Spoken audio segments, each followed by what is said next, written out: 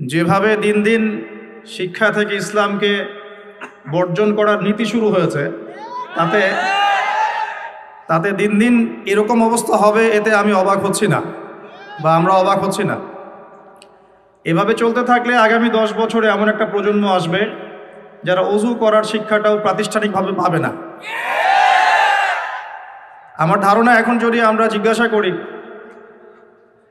University ফারেক অর্থাৎ honours masters পাশ করেছেন এমন মানুষদের তালিকা করে যদি আমরা জিজ্ঞাসা করি, একটা শুমারি করি যে তাদের মধ্যে কত পার্সেন্ট মানুষ বিশুদ্ধ করে কোরআন তেলাওয়াত করতে পারেন, আমার ধারণা 10%-এর বেশি পারবেন না। আপনি মাস্টার্স পাশ করা মানুষদের একটা তালিকা তৈরি করেন, করে একটা শুমারি করেন, কোরআন শুমারি। কি শুমারি করে দেখেন কত পার্সেন্ট মানুষ বিশুদ্ধ করে কোরআন তেলাওয়াত করতে জানে। অথচ মাস্টার্স পাশ করতে আপনার জীবনের প্রায় 25 বছর চলে গেছে। আপনার সর্বোচ্চ জীবনের হায়াত হয়তো 60 থেকে 70 বছর অথবা 100 বছর। এই যদি হয় অবস্থা শিক্ষার, তাহলে ইহুদি খ্রিস্টানদের মার বেশি দিন বাকি নাই। আল্লাহ সুবহানাহু ওয়া তাআলার গজব আসতেও বেশি বাকি আছে বলে মনে হচ্ছে না। মানুষ এমনই শিক্ষায় শিক্ষিত হচ্ছে, সুবহানাল্লাহ, বলছে আমি বাহ্যিকভাবে পুরুষ হলেও মন থেকে মেয়ে। বাহ্যিকভাবে নাকি পুরুষ, মানসিকভাবে নাকি মেয়ে। তারপরে সার্জারি করে পুরুষাঙ্গ কেটে ফেলে সে নারী হয়ে গেল। সুবহানাল্লাহ। তাহলে যদি বাহ্যিকভাবে পুরুষ হয়, মানসিকভাবে মেয়ে, তাহলে চিকিৎসাটা কি শরীরের দরকার ছিল না মানসিকতা? আমার কথা বুঝতে পারেন? তাহলে তাকে তো মানসিক ডাক্তার দেখানো দরকার। আদতে এর পিছনে একটা সমকামিতা কাজ করছে। কি কাজ করছে? আর পৃথিবীর ইতিহাসে সমকামীদের উপরে আল্লাহ পাক যে পরিমাণ আযাব দিয়েছেন, এমন কঠিন শাস্তি দিয়েছেন যেটা আল্লাহ পাক অন্য কোনো জাতিকে দেন নাই। কওমে লূতকে আল্লাহ রাব্বুল আলামিন দুজন ফেরেশতার পাখা দিয়ে এই পুরো কওমটাকে উঠিয়ে আসমানে তুলে রজম অর্থাৎ পাথর নিক্ষেপ করে থেতলা করে উল্টা দিকে আবার মাটিতে নামিয়ে দিয়েছিলেন। এই কওমটার নাম ছিল কওমে লূত। তারা ছিল সমকামী। ওই ট্রান্সজেন্ডার যেটা বলছেন, এটা ঘুরে ফিরে সমকামিতাই। আর ট্রান্সজেন্ডার আর হিজরা এক জিনিস না। হিজরা এক জিনিস, ট্রান্সজেন্ডার আলাদা জিনিস।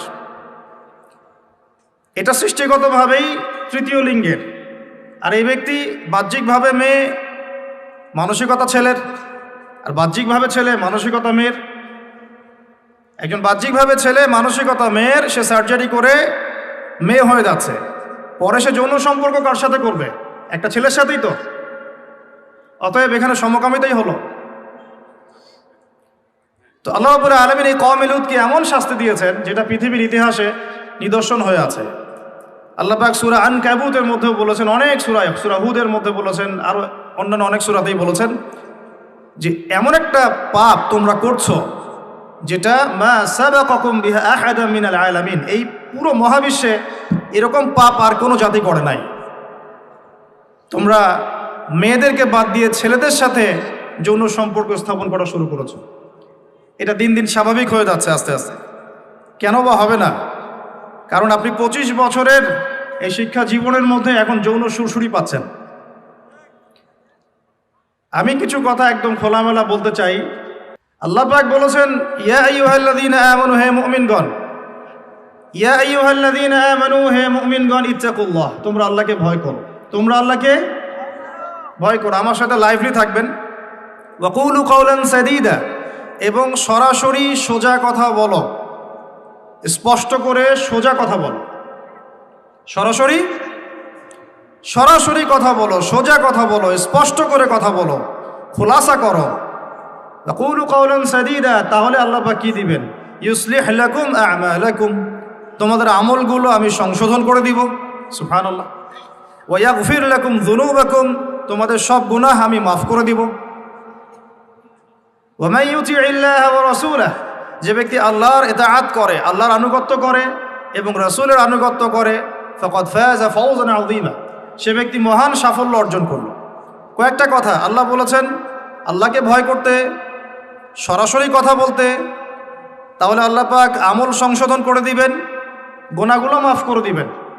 যে ব্যক্তি আল্লাহ এবং তার রাসূলের আনুগত্য করবে সে মহান সাফল্য অর্জন করবে, অর্থাৎ দুনিয়াতেও সফল হবে, পরকালে জান্নাতে যাবে। কথা বোঝা যাচ্ছে?